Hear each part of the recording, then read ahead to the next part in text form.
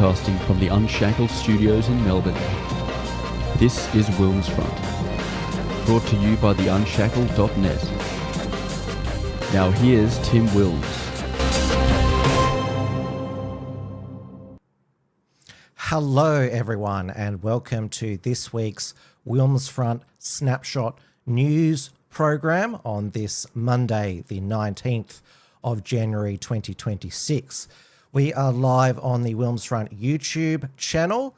Viewers will be noticing I'm wearing a Hawaiian shirt. I thought since Tom Elliott on 3AW has made them acceptable attire for broadcasters, I thought I'd give it a go. Let me know what you think in the comments. It is 9 p.m. here in Melbourne, Victoria. And as we go to air tonight, we still don't know what form the Combating Anti-Semitism, Hate Extremism Bill will take when it passes the federal parliament during this week's emergency sitting. But let's start off by going through what we do know. This is WilmsFront, brought to you by the Unshackled.net. The National Socialist Network, the European Australian Movement, and White Australia are no more. Their online footprints have been wiped. It's like the end of the Soviet Union, in a way. So why, after all of their years of activism, shock stunts, and political ambitions, did they just give up? Well, that is because of the expected passage of the prohibited hate group provisions in the bill. And it's just on the Australians news website, they are reporting that Anthony Albanese's anti-Semitism bill will pass the parliament despite facing an 11th hour coalition hurdle over hate group powers. Now, the Albanese government has long wanted to eliminate National Socialist activism in Australia, even though the father and son who carried out the Bondi massacre, killing 15 people, Sajid and Naveed Akram, were inspired by Islamic State. Though the Albanese government has thrown in banning the radical Islamist group Hizb ut-Tahrir as well. Now, this is the part 5.3b, prohibited hate groups. So it says the objectives are to protect the Australian community against social, economic, psychological, and physical harm by prohibiting organisations that engage in, prepare, or plan to engage in or assist in the engagement in or advocate the engaging in conduct constituting a hate crime. And Section B says to give effect to Australia's obligations under the International Covenant on Civil and Political Rights and the International Convention on the Elimination of all forms of racial discrimination. Now, it says here the conduct constituting a hate crime may have occurred before commencement. Now, this is done specifically with the National Socialist Network and their associated groups in mind. So it says here that a reference to conduct constituting hate crime include a reference to conduct constituting hate crime that before subsection 1 commences, and a reference to having engaged in, prepared for, planning to engage in, or assisted the engagement of having advocated engaging in conduct constituting a hate crime includes a reference to having engaged in, prepared or planned to engage or assisted in the engagement or having advocated engaging in constitutes a hate crime before subsection 1 commences. So basically that means that because members of the National Socialist Network made Nazi salutes before they were illegal, then that means retrospectively that's counted as a hate crime, and so that's a justification why they can be banned as a prohibited hate group. Then references to engaging in constituting a hate crime. A reference to engaging in conduct constituting a hate crime includes a reference to engaging in conduct constituting hate crime even if hate crime does not occur. So the crime doesn't need to have to occur, but conduct engaging constituting a hate crime. A reference to engaging in conduct constituting a specific hate crime. A reference to engaging in conduct constituting more than one hate crime. And conviction is not required. So a person does not need to have been convicted of a hate crime in order for the Australian Federal Police Minister, that would be the Home Affairs Minister, Tony Burke, to be satisfied that an organisation has engaged in conduct of a kind mentioned in paragraph 1A. No procedural fairness required. I'm surprised that this will be allowed to stand if there's a High Court challenge. The AFP Minister is not required to observe any requirements of procedural fairness in deciding whether or not the AFP Minister is satisfied for the purposes of this section.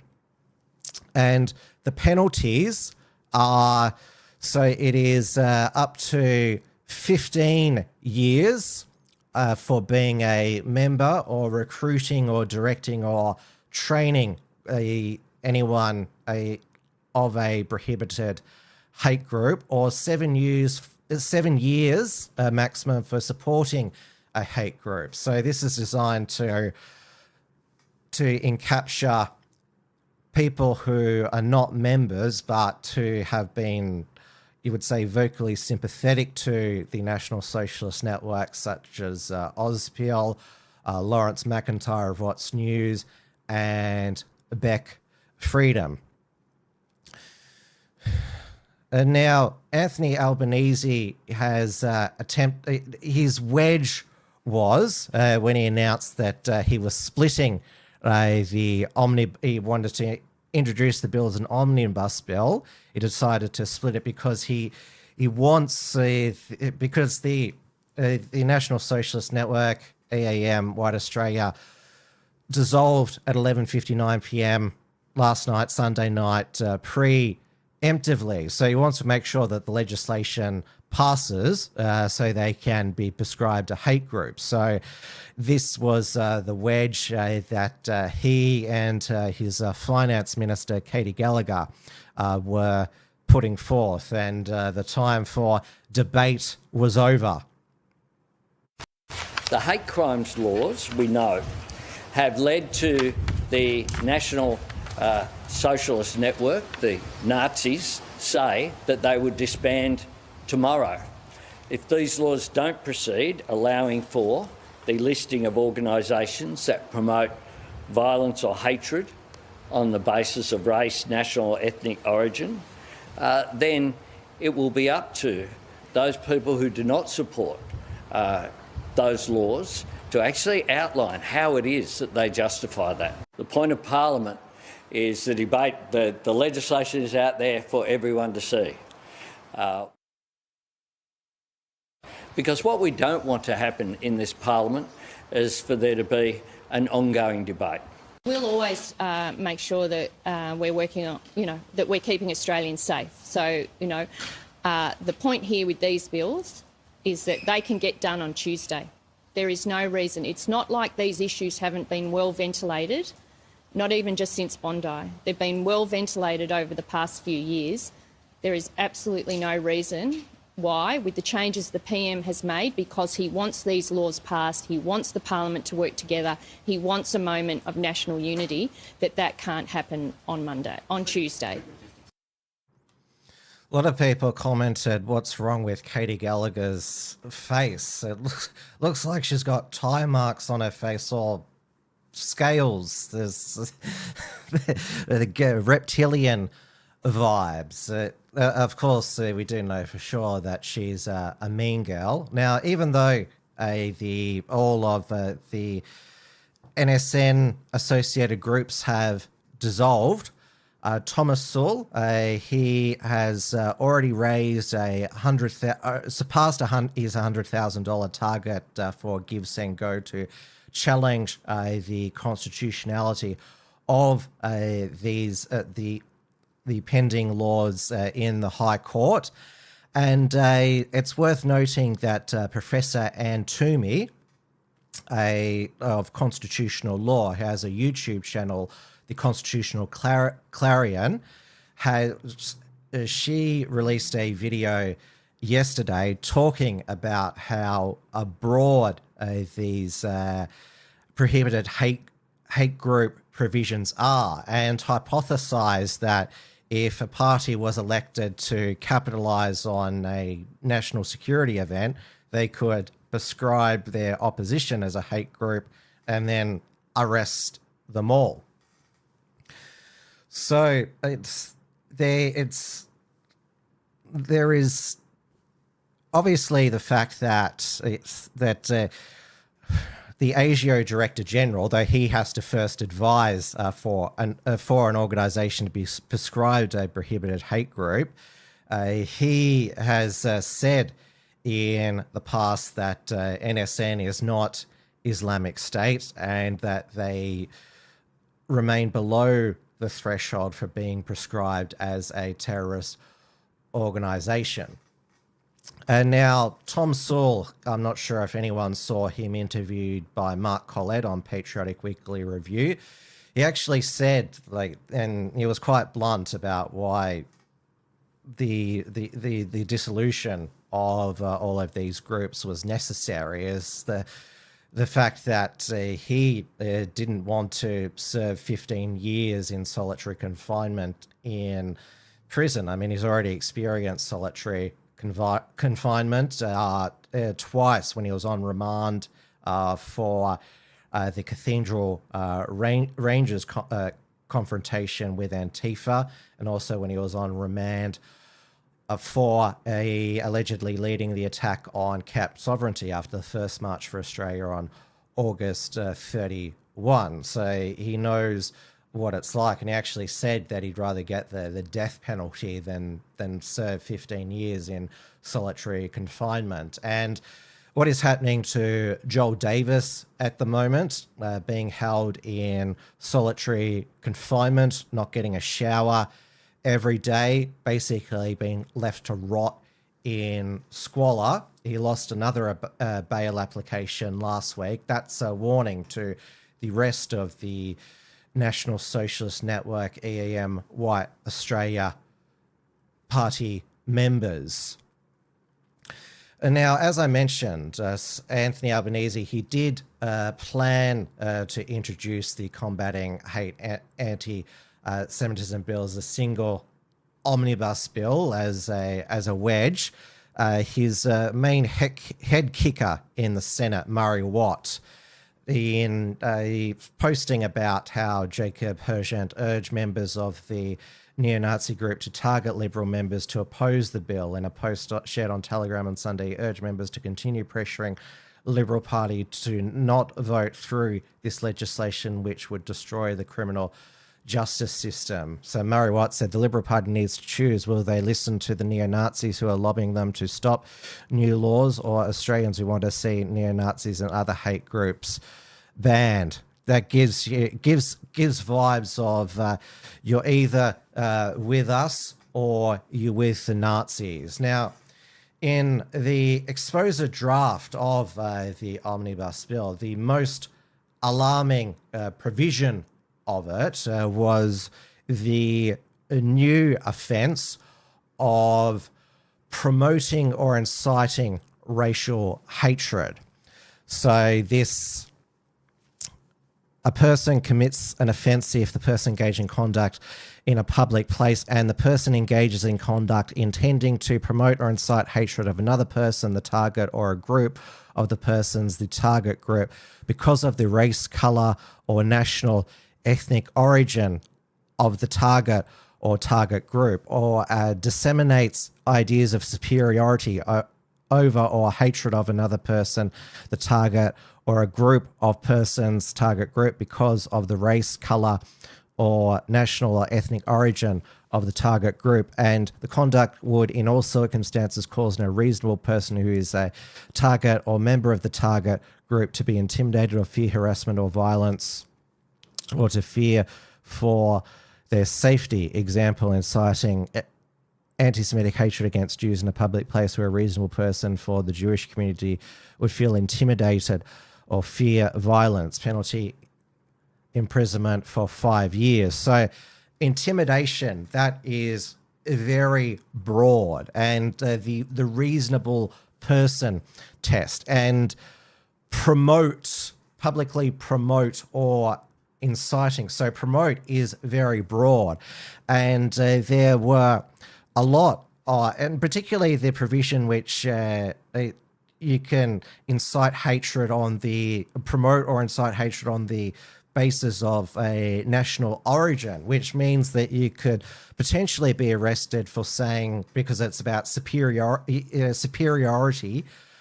claiming superiority is also unlawful, that you could be arrested and charged for saying that Australia is the greatest country on earth, or you could be charged for calling a shithole country. You could even be charged for a joke about Kiwis calling them sheep shaggers, even though that's ordinary banter between Aussies and Kiwis. So this has thankfully been dropped. Why did Albanese back down after claiming that he wouldn't? Well, universal political opposition. So the Liberals and Greens opposed, which means that there was no path through the Senate. Civil liberties and legal groups opposed it. Only the Executive Council of Australian Jewry supported the bill in that form. They urged the Liberal Party to support it. They said don't be the perfect become the enemy of the good. But this is not a victory. So groups like Advance and commentators such as Joanna Howe and Monica Schmidt certainly claimed victory way too soon. I don't know why they were, if they were trying to spin it to prove that that lobbying was effective. There was over 7,000 submissions in just 2 days. It's not a victory. Ozpil put out a video saying that this is why the right always loses, because claiming a victory when a minuscule part of a horrible piece of prospective legislation is defeated. So we can probably just breathe a sigh of relief.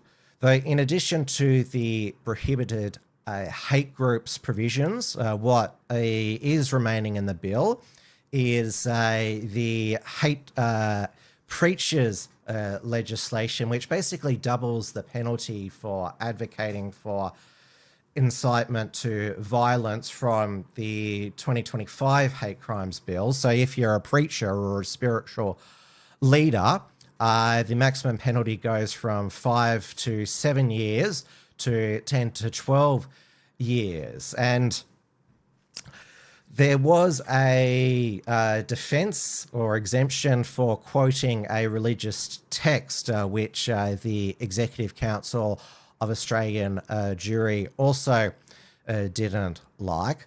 But it's pretty extraordinary that if you're a minister of religion, you potentially looking at double the penalty. There is also extra visa powers for the Home Affairs Minister to cancel the visas of those coming to promote hatred. I thought the Minister for Home Affairs did already have that power, though he's exercised that power to deport members of the National Socialist Network, not to deport Islamist preachers. And now the gun provisions, they're just about facilitating compensating a gun buyback, which the legislation has to be passed by the states, and Queensland, the Northern Territory and Tasmania are not too keen on further gun control. Now, the Liberals allowed themselves to be wedged with this bill because ever since the Bondi massacre occurred on December 14th, Susan Ley was there every day demanding the Parliament be recalled to pass emergency legislation. And so Anthony Albanese, being the vindictive Machiavellian politician that he is, decided, well, you want emergency legislation passed, well, I'll just dump it with less than with a week's notice and get you to support it or have to eat your words. That was, in the end, it was Anthony Albanese who had to eat humble pie, though a number of his backbenchers are not happy that the racial vilification, inciting racial hatred, was dropped. So Josh Burns, the Jewish MP for Macnamara in Inner Melbourne, Jerome Laxall, the member for Bennelong in multicultural Sydney, Dr. Michelle Anarja-Raja, a Labor senator for Victoria, the former member for Higgins and a hardcore Zionist, and Deborah O'Neill, a senator for New South Wales, and also the former member for Robinson. Now, the Liberal Party, of course, it's for them to, because they all demanded Parliament be recalled, for them to say we need urgent legislation and then say, oh, we didn't mean that. I mean, they did look quite politically foolish for a couple of days, but it's still great that they've decided to stand up for free speech again, though they look like they're still going to pass the prohibited hate group provision.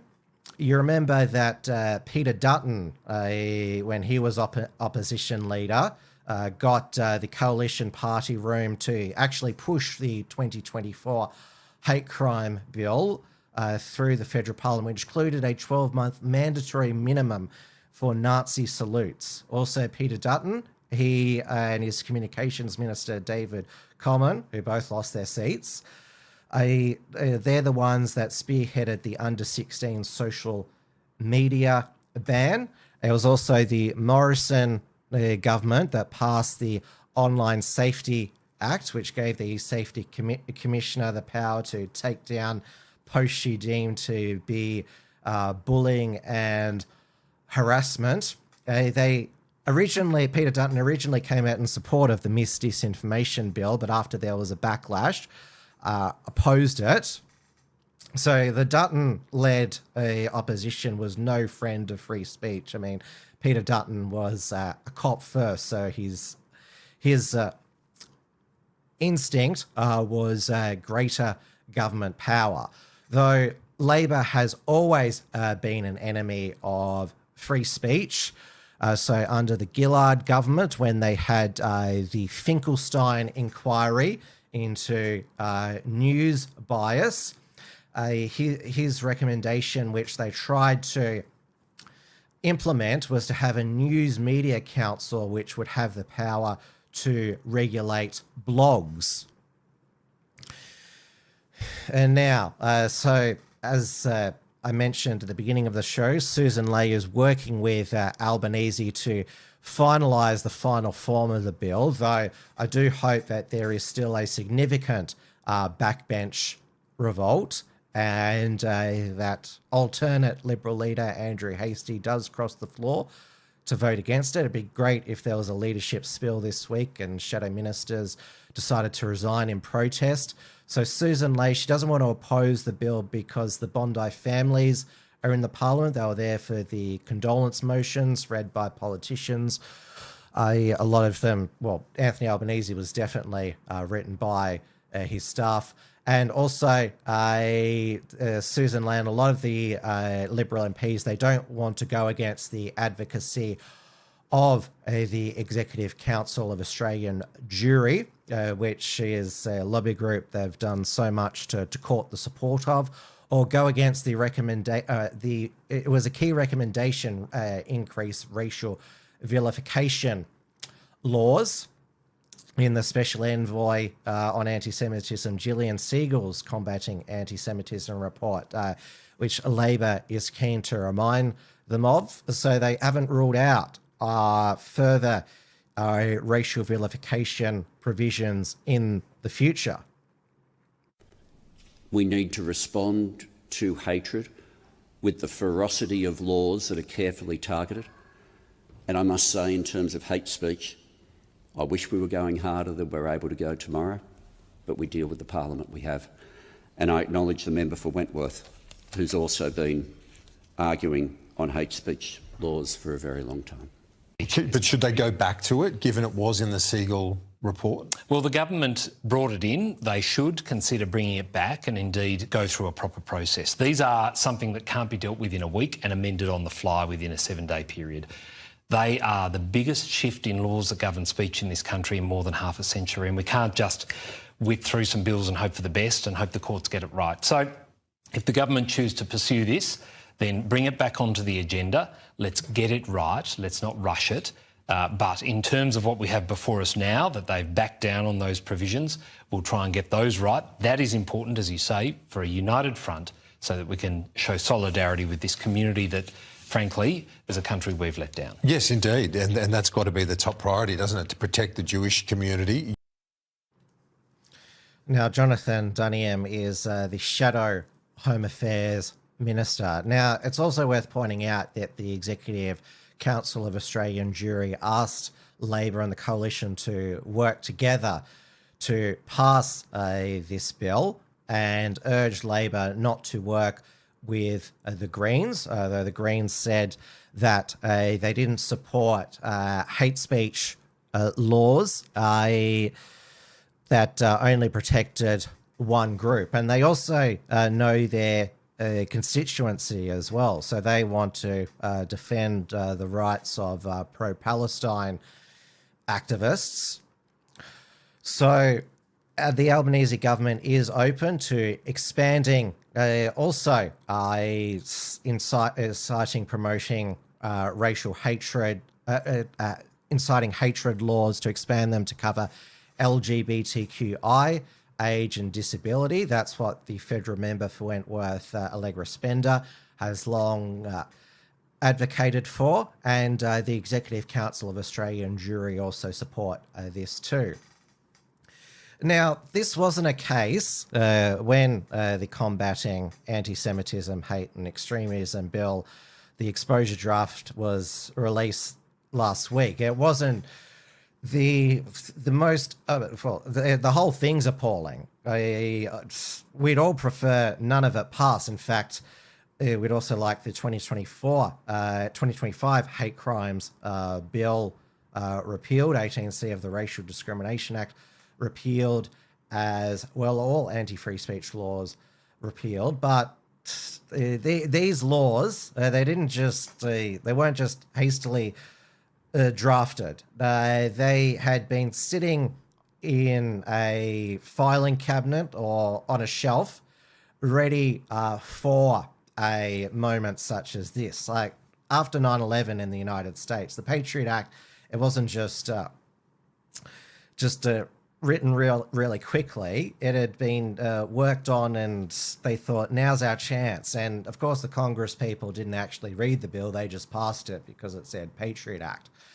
Now, Mike Pizzullo, who was the inaugural Secretary of the Department of Home Affairs, was Australia's most powerful bureaucrat until the Albanese government sacked him after Nick McKenzie on 60 Minutes revealed his private communications with a Liberal power broker. He told the Joint Standing Committee on Joint Standing Committee on Intelligence and Security last week, he knows how the sausage is made, that these laws had been ready to go for a long time. You've got, Senator, I think before you, given how you motioned your hand before, a printout, I think, of both the bill and the explanatory memorandum. That's correct. I was in this game for a very long time. I can absolutely assure this committee that there is no way that those concepts, those ideas, the passages that have been drafted in with all the footnotes just fell into people's minds on the evening of the 14th of December. There is absolutely no way that that's occurred. So to the extent that these ideas were around, they were in bottom drawers, they maybe had been proposed, maybe they'd been rejected, maybe they'd been not considered by governments of different persuasions or considered and set aside. Are they therefore the most important things we need to do now? I would argue some of them were important things we needed to do 2 years ago. Yep. When we heard the cries on the Opera House steps, and I'm going to have to repeat the horrific phrase, kill the Jews, for instance, we should have moved on this front and many other fronts that night. Now, whether in a causal sense, and this is a matter for the Royal Commission, not for this committee, that ultimately would have seen those people not be killed on that horrific evening, is something that's going to vex us until we get some answers to that. So yes, are these important now? Yes, they are. Damn straight they are. But they were also important 2.5 years ago. Why weren't they pursued then? Thank you. Spazillo, it'd be fair to say, though, these concepts not just been kicking around the last 12 or 18 months, but a bit longer than that. I mean, anti-Semitism has been around for a very long time, sadly. Yes. It's fair to say, even during your tenure as Secretary, sure, these concepts would have also kicked around. I've made a commitment, I know I'm here under parliamentary privilege, but I've always made a commitment to not betray confidences, cabinet or otherwise, of both governments, both types of government that I served. Now, Anthony Albanese has also announced that this Thursday, January 22nd, will be a national day of mourning for the Bondi massacre victims. Now, we've had a few obscure polls here and there in the new year. It's by an outfit called Fox and Hedgehog and Demos AU. But the big three polls are the Age and Sydney Morning Herald's Resolve Political Monitor that was released at 6 p.m. last night. It's first poll post the Bondi massacre, and showed that Labor's primary vote had fallen to 30%, a slight rise for the coalition at 28%, and a rise for One Nation of 18%, which is their best in a Resolve poll. They've only been sitting around 14% in Resolve. The Greens are at 10%, and the Independents 7%, and other parties 7%. How firm are you with your vote? Committed 74%. Two-party preferred is 52% to Labor and 48% to the coalition. Anthony Albanese's personal approval has fallen significantly. He still preferred Prime Minister to Susan Labe, though Anthony Albanese has never been personally popular. He was only elected Prime Minister by default in 2022 because so many Australians hated Scott Morrison, and won in 2025 because Peter Dutton and his campaign ran the worst campaign I have ever seen. And it's interesting that the Liberal Party is holding the release of their report on the 2025 election loss because Peter Dutton says that the report is defamatory to him and his staff.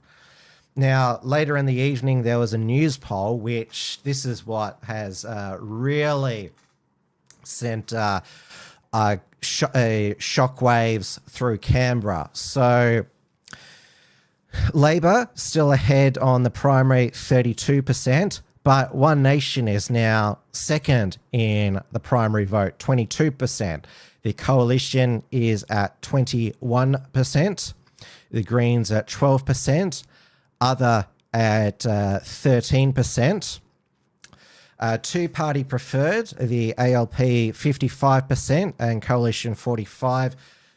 So both polls still have the Labor Party ahead. I think the Demos poll had the Coalition and Labor 50-50, a two-party preferred. They actually did two-party preferred between the Labor and One Nation of 52-48. So the polls are going all over the place at the moment, which just shows how volatile the electorate is and how difficult it is going to be for pollsters going forward. Of course, the next federal election is not due until the first half of 2028. But One Nation, its surge continues. Remember when the Canberra Press Gallery said that Pauline had blown her political rise by wearing the burqa and the Senate. And now she's still not allowed to sit in the Senate and vote against this hate crimes bill this week because the major parties colluded to suspend her for, I think it was about 7 days from sitting in the Senate.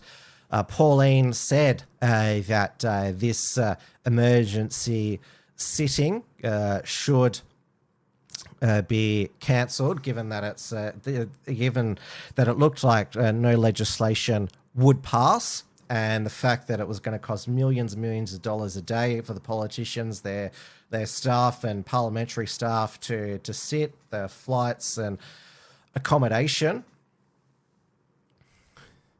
Now let's finish on some good news. So Kevin Rudd is finishing his term as Australia's US ambassador a year early. So his term wasn't due to expire until March 2027, though he's finishing a year early and is going back to some Asian think tank to be the chair of them. So I think the White House humiliation that Trump delivered to him, I don't like you and probably never will. Rudd's got a massive ego. That would have really hurt him. And of course, he thinks that he worked really hard as ambassador to secure AUKUS and the critical minerals deal. But maybe he's also finishing up early because he wants a bigger job, because there is going to be lobbying and voting on who will be the next UN Secretary General. Kevin Rudd has always wanted that job, and certainly the Albanese government would support him in that, though there would be stiff competition because Jacinda Ardern also wants that job as well. Though I'm not sure. They've got a general election this year. New Zealand. I'm not sure if the current Luxon national-led coalition government would support her becoming UN Secretary General, given that Jacinda Ardern is insanely unpopular in New Zealand. She's only popular outside of New Zealand. This is WilmsFront, brought to you by the Unshackled.net. Now, of course, Australia Day, January 26, is the main event of Australia Month. Of course, a whole month celebrating Australia, founded by Ben Shand, the Dusty Bogan. Now, there is a nationwide March for Australia planned. We don't know yet. Maybe anyone can let me know in the breaking news, if there's any breaking news, whether the New South Wales Police Commissioner Mal Lanyon, whether he's going to extend the ban on protest marches for another 14 days to cover Australia Day. But regardless of if he does or if he doesn't, we do know that the Invasion Day, Anti-Australia Day March will be permitted to take place. I mean, none of the pro-Nicolas Maduro socialists in Sydney were arrested. Neither were the pro-Palestine protesters on Friday. So stationary protests are, as long as there's no march, but they don't get protection from the police if the police can break them up if they think that they're intimidating or impeding people. Now, the Sydney March for Australia is going to be in Prince Alfred Park. So there will be an event. It's just not known if the March for Australia will be actually able to be permitted to march. Obviously, march is in March for Australia's name. Now, the Melbourne March for Australia, they are going to be meeting at Flinders Street. So the organiser is back to being Auspil Hugo Lennon. Now, Flinders Street was back in the day the main route of the Australia Day Parade, which the Dan Andrews government cancelled due to COVID, but then decided to cancel fully because, of course, the state Labor government wanted to cancel Australia Day. The Invasion Day, we haven't heard too much of the Invasion Day mob. It's still too busy being pro-Palestine. So they will probably still have their Invasion Day protest at Parliament House and then march through they normally go up Burke Street and down Swanson Street, then they have their sit-in at Flinders Street. I was able to film it once back in 2018 when they didn't know who my face wasn't familiar to them. Now, despite the Invasion Day protesters being facilitated every year. In fact, the Albanese government, they'd sort of taken to the bank that that they were going to abolish Australia Day. They thought in 2024, they thought that the voice referendum would pass. But of course, the fact that the voice referendum was defeated, there was massive backlash to governments and corporations deciding to cancel or not celebrate Australia Day, and local governments like the City of Melbourne still facilitate day of mourning events. Now, the Institute of Public Affairs, based in Melbourne, every year they do a poll on support for Australia Day, and this year it found that support for January 26th as Australia Day has increased even more. Now, obviously, since this was a poll commissioned by the Institute of Public Affairs, there is going to be a lot of people who are disputing it. But the first question, to what extent do you agree with the following statement? Australia Day should be celebrated on January 26th. So total agrees 76%, total disagree 10%.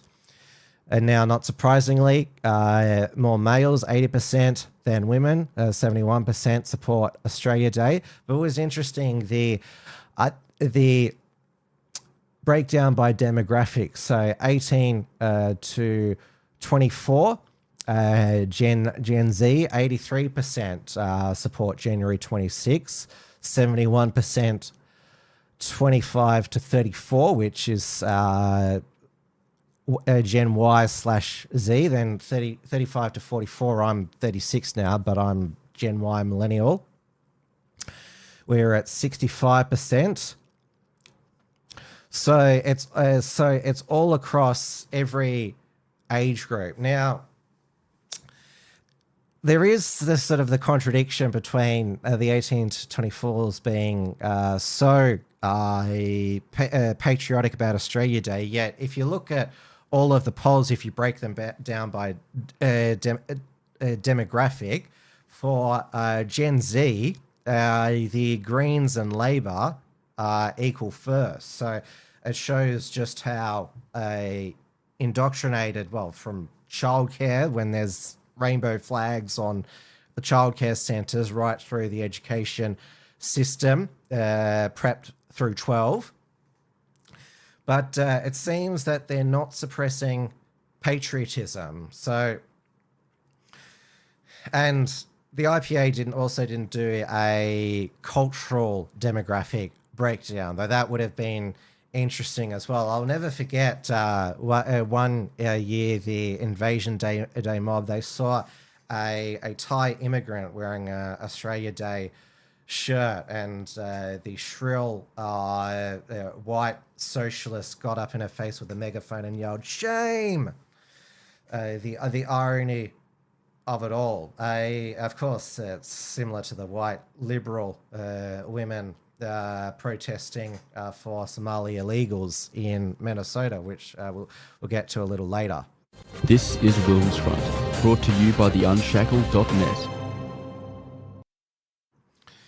Now, the cancellation of the Adelaide Writers' Festival, it's something that I've been following, but I know that the Australian intellectual dark web has been focusing on this immensely. I saw that Claire Lehman of Quillette published a article in the Australian about it. I noticed that she's been posting on X about it non-stop, but not so much about the anti-Semitism, combating anti-Semitism, hate, extremism bill. Maybe I'll have to check her X account again to see if she's posted about it. So the Writers' Festival was cancelled after the disinvitation of Palestinian Australian writer Randa Abdul Fattah. So now the half the board is resigned, and so has the festival director Louise Adler, who used to be the publisher of Melbourne University Press, and obviously Adler is a Jewish name, so she's a Jew herself. Yet she is one of these lefty Jews who is pro-Palestine. All the lefty Jews who are pro-Palestine, they started the Jewish Council of Australia to counter not just the Executive Council of Australian Jewry, but the Conservative Australian Jewish Association, led by Dr. David Adler.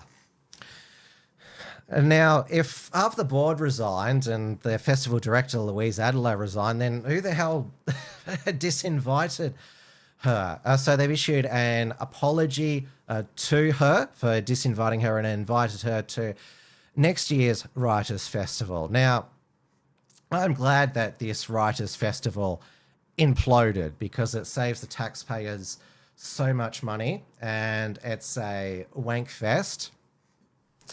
Now, I better be careful of paraphrasing Randa, given that she is suing South Australian Premier Peter Malinauskas for defamation for an interview on 5AA radio and also for a statement that he made during a press conference. But she did change on her Facebook, her profile, a picture or cover photo to a Palestinian paraglider, which was how Hamas using paragliding to cover out their October 7 attack massacre into southern Israel.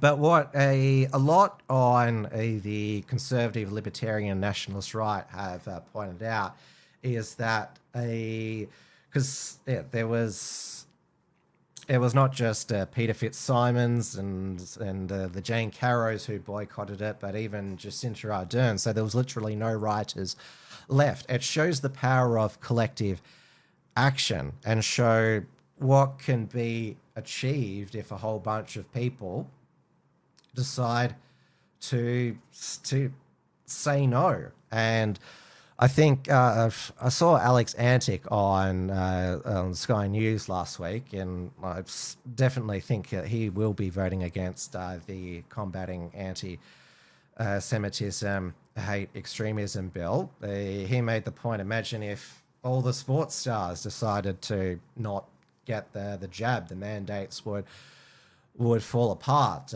but they all got the jab. So one thing about the left, that collective action, and they're also good, like she'll be able to crowdfund her defamation action against the South Australian Premier Peter Malinauskas. I doubt he'll lose sleep over it. I mean, he's probably more focused on the upcoming state election, which he's still going to win in a landslide. But if it does get to court, well, it'll certainly be interesting to watch, because it will be live streamed on the federal court YouTube channel, like Deeming versus Prosciutto was, and Lehman versus Network 10. This is WilmsFront, brought to you by the Unshackled.net. Now, we are just about exactly 1 year since the beginning of Donald Trump's second term as the 47th president, and he started 2026 certainly with quite the flash bang in Caracas, the Venezuelan capital, which in the end wasn't a invasion regime change. It was the execution of a Drug Enforcement Administration arrest warrant against the Venezuelan president Nicolas Maduro, who is now at the Metropolitan Detention Center in New York, and he has left, she is the acting president, Delcy Rodriguez, though the Venezuelan opposition leader in exile, Marina Corina Machado, she desperately wants to become the elected president of Venezuela, and has supported a US intervention. She was given the Nobel Peace Prize last year, which of course Donald Trump wanted to win. Now, she probably thinks that the way to win Trump over, who claimed that she didn't have that much support, she's been living in exile, Maria Corina Machado gave Donald Trump her Nobel Peace Prize during a meeting in the White House, though the Nobel Committee in Norway said it's non-transferable, just like Purple Hearts aren't transferable. I think a US veteran gave Donald Trump a Purple Heart, which, of course, it's still the US veteran. He's the one that the Purple Heart was awarded to, even though Donald Trump now has possession of it. But Donald Trump's main fixation now is on acquiring Greenland and threatened military force. Now he's threatening tariffs against 8 nations who sent troops for a training exercise to Greenland, including the United Kingdom, France, and Germany. Did anyone see Emmanuel Macron? He was wearing sunglasses at a press event. Said he's got a eye infection, maybe slapped around by Brigitte, who, of course, there was, I think, 10 French people who were found guilty of harassing the First Lady for claiming that she was the first dude. And, of course, the Macrons are suing Candace Owens in the United States for claiming that Brigitte was born a man, though it's harder to sue in the United States as it is in France. This is maybe why The Obamas have never sued Alex Jones or anyone else for the Big Mike allegations. Did anyone see Obama's happy birthday mish, spelled M-I-C-H-E, which of course could be short for Michelle or Michael. So very interesting there, but I'm digressing there. So I don't know why Trump is now fixated on Greenland again. I mean, Denmark is a NATO ally, and imagine invading a NATO ally, and the US can build whatever bases it wants. Of course, like hardcore MAGA supporters, they're going to support Trump on this. I know Richard Wollstonecroft supports whatever Trump does, no matter how contradictory it is. And Trump is also, he's called on strikes on Iran. He said that because the Iranian regime has stayed the execution of 800 protesters, that it's basically mission accomplished. Of course, 16,000 have been killed by the Islamic Republic theocratic regime, and they have successfully crushed the protests with deadly force. The major cities of Iran now are clear, and this is when there is no opposition allowed. It's a country of 90 million people, so because they're fanatics, the killing of 16,000 civilians is nothing to the Islamic Republic, the Revolutionary Guard. There was no internal crossovers to the side of the protests, so that, like all the other protests before, they have been crushed. Though, of course, they'll be back out on the streets if they don't continue to be fed.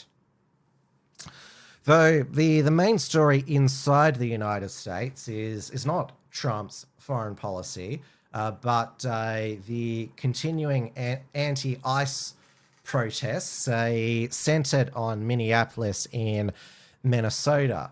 So in Minneapolis, an ICE agent shot and injured a Venezuelan illegal, Julio Cesar Sorzel, after he allegedly resisted arrest and assaulted the ICE officer during a traffic stop. And now also, this was over in California, an anti-ICE protester, Caden Rumler, who is a trans man biological male, was shot in the eye with a non-lethal round when ICE were arresting a anti-ICE agitator.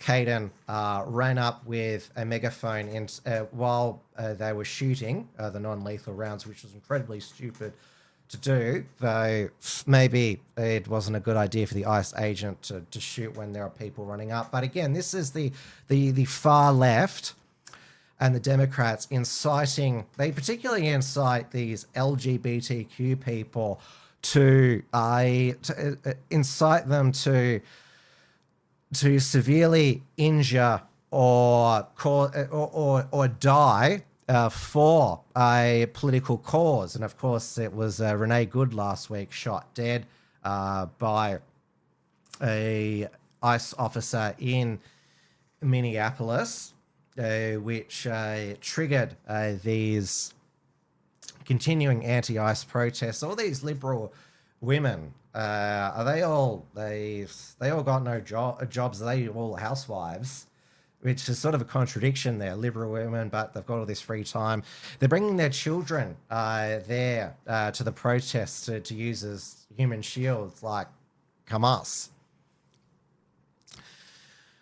Now, there have been calls for Trump to invoke the Insurrection Act. He said he doesn't want to do it, but he will. Doesn't feel that he needs to do it, but he will if he need to. There has been, the Justice Department has opened up a investigation into the governor of Minnesota, Tim Walz, and the mayor, Jacob Fry, for investigating them for conspiring to impede or obstructing federal immigration enforcement officers through their public statements and actions. Well,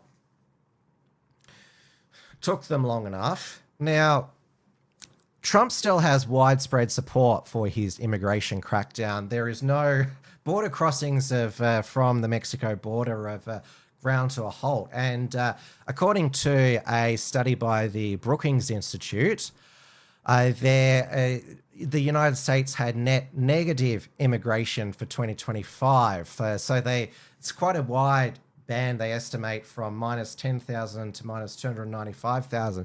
So see, Australian politicians, it can be done. And the only, they claim that, we need migrants to prop up the economy. Well, Australia's in a per capita recession. And the only thing that Trump is doing which could threaten the US economy is the tariffs. I mean, threatening tariffs again. He cut a whole, he put a stay on some at the beginning of the year, and cut some at the beginning, at the end of last year to ease food prices. The price of eggs has also gone down 85% because the Biden administration was busy mass killing chickens because of bird flu. They were trying to hype fear of a bird flu pandemic, and when the Trump administration came in and cleared out the CDC and the Department of Health and Human Services, I decided that why do we need to kill all these chickens for bird flu? And there's, as far as I know, there hasn't been a huge surge in bird flu. Again, the Biden administration was mass testing farm workers for bird flu. Remember what Trump said? If you're gonna test people, find more cases. Like, there's countless bird flu cases in India, but they don't bother to test for them, and people get them from chickens. So they don't. There was some Indian pandemic simulation, which it's a hypothetical. If it did jump from human to human for this one, then there'd be a pandemic. Well, anyone can have a hypothetical model which could hypothetically come up with anything. Like, I could model whip up my own model to say humanity would be wiped out if there was AIDS, cancer, Ebola, flu. Like, such a thing doesn't exist. It's unlikely to ever exist, but I could just whip up a model to say we're all dead if that happens. Like, this is the absurdity of these models. This is WilmsFront, brought to you by the Unshackled.net. Over to the UK now. So, Keir Starmer, he hasn't banned X yet because of the grok bikini pictures, though there is a off-communist investigation, as the E-Safety Commissioner here, E. Karen Julian Mangrant, is investigating grok over, I don't know if she's investigating ChatGPT or also Google Gemini as well. Although the UK Parliament passed new legislation criminalising the creation and potentially the supply of tools for non-consensual intimate images, including AI-generated deepfakes. Does that cover Photoshop as well? Because nude fakes have been around since the beginning of Photoshop. I mean, people back in the day used to put celebrity heads on porn stars' bodies.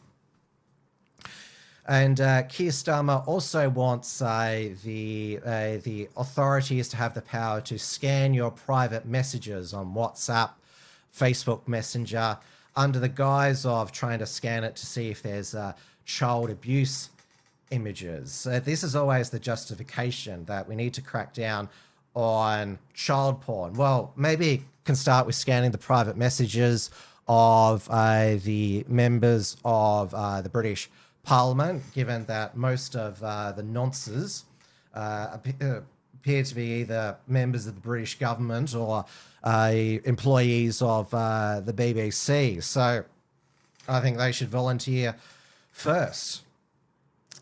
And of course, the UK is where 30 people a day are arrested for social media posts. This is why the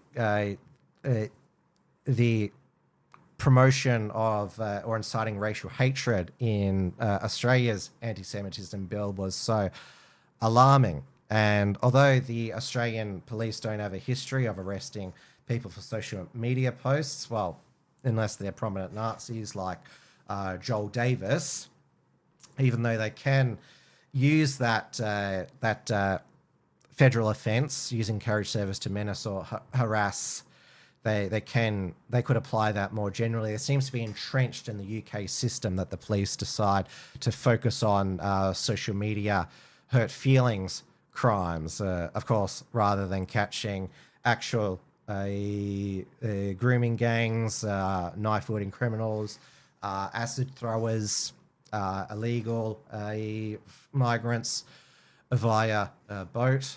Although there was a victory for British patriots, Keir Starmer's brick card digital ID, again, sold to crack down on illegal immigration. He has abandoned it. So even that was too unpopular for Keir Starmer to continue with.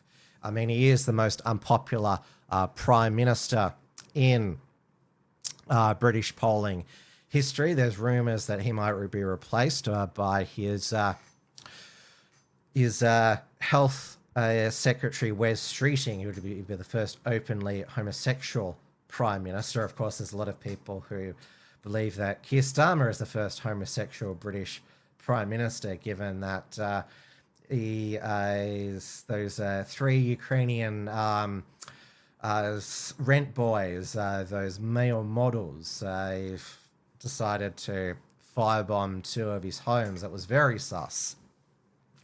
Of course, if you are you going to get arrested if I saw somebody share a AI generated video of Trump coming to arrest Keir Starmer in number 10 while he's in bed with the Ukrainian rent boys. Would that be illegal?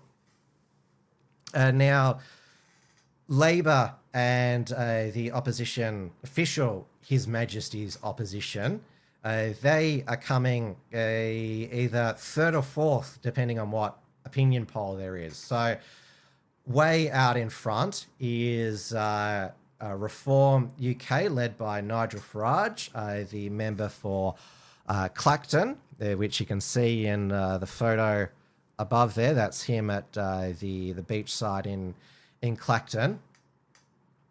So they are first. In some polls, the Liberal Democrats, led by Ed Davey, is coming second. So there could be a situation where both the main 2 parties are like become minor parties, and it becomes the next election between Reform and the Liberal Democrats, which is a centre left.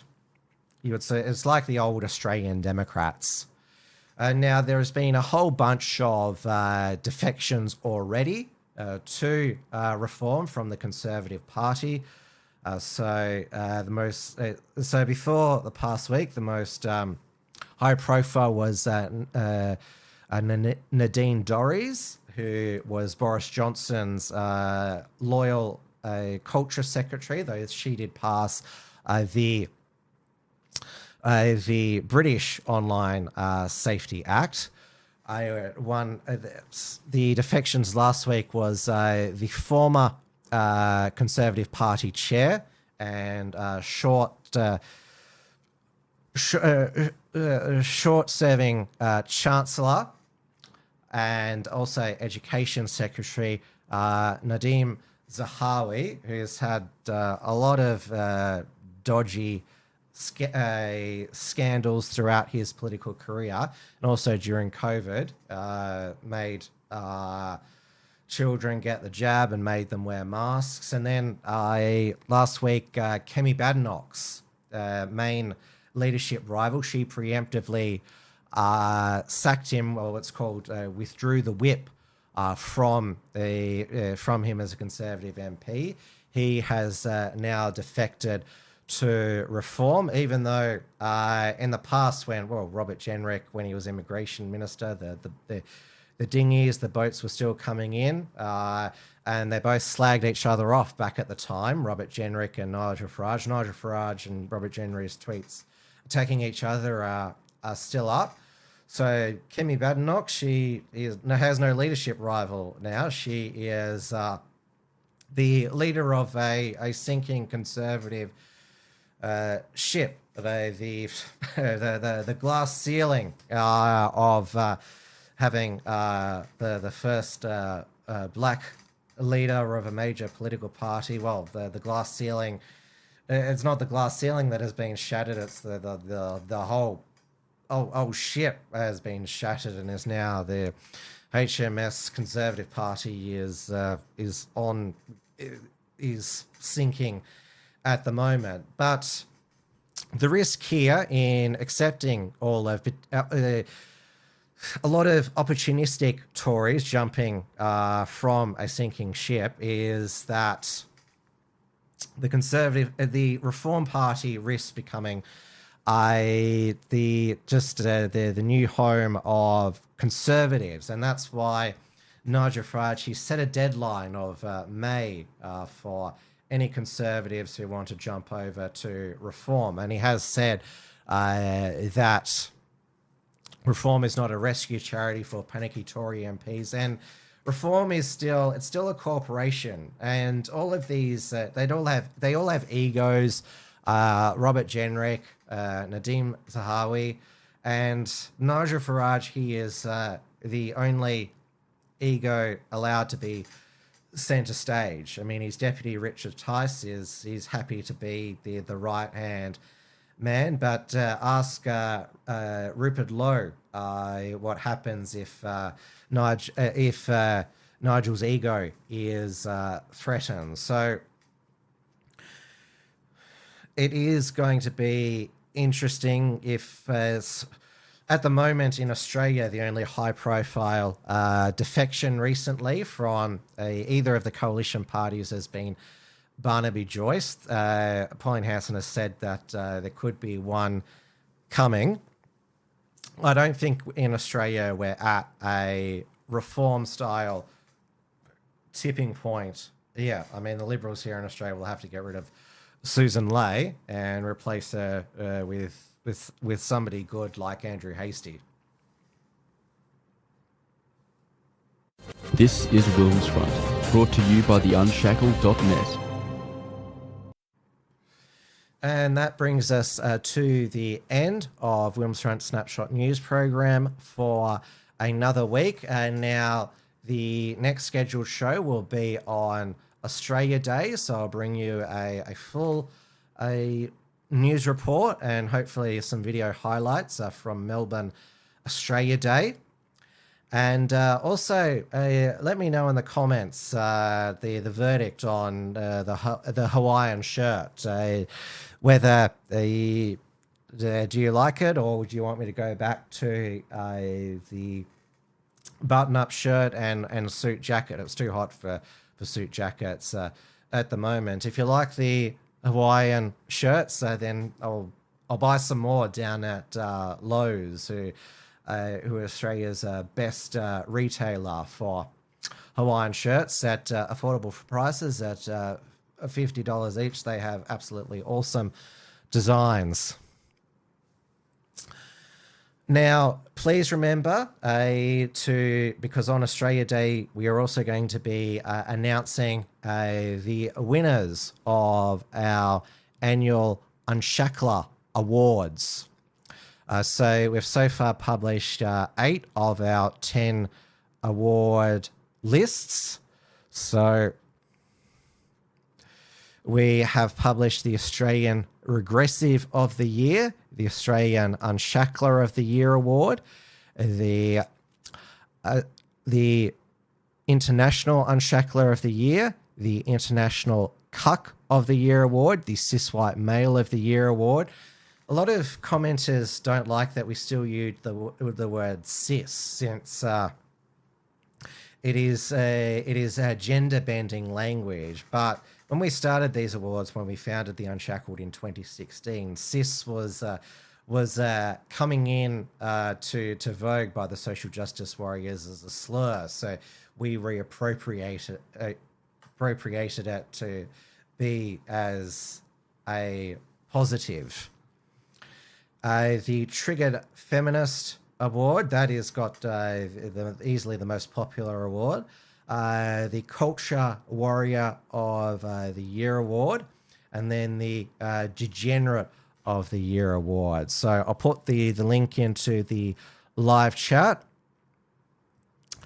Don't forget to vote if you haven't. Margot says, yeah, I wouldn't do it often. The grey shirt with the jacket looks better.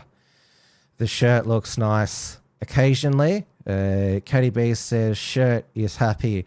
I like. Mr. Ben Spastic says, go back to your Melbourne grey shirt. So, yeah. So they've liked it as a one-off, the audience. So, yeah, maybe just because it's hot here in summer. I will just check before we finish. I'll just go back to... I will just check if there's any more breaking news on the hate speech bill. It says here that, the Australians are reporting that top imam's anti-Semitism law is Islamophobic. Albanese, he is thinking of reviving the Religious Discrimination Act, which he did, was only going to pass with bipartisan support, but he thinks now might be the right time, which of course would work as a blasphemy law. So tomorrow will be quite a critical day in Australia's political history, and a perilous day for freedom in Australia, potentially, given we don't know what's going to pass. The Senate could stay up all night. We'll see if Katie Gallagher, with her what looks like scales in her face now, whether she'll make the Senate stay up all night. Now, I will publish a new report from Tiger Richard Wollstonecroft. I hope to see many of you at Australia Day events. Until then, stay safe, stay sane, stay free, stay cautious, stay optimistic, and stay cool, because there is still going to be a lot of warmth here, and of course our leaders warn us that extreme weather is not over: fire, flash, flooding. So of course I don't need you to tell you. Of course, be sensible no matter what the weather is. Good night, everybody, and thanks once again for your company. Thanks for tuning in to WilmsFront. Visit timwilms.com to view the archive of episodes, and keep visiting the unshackled.net to view all our shows, and to keep up with the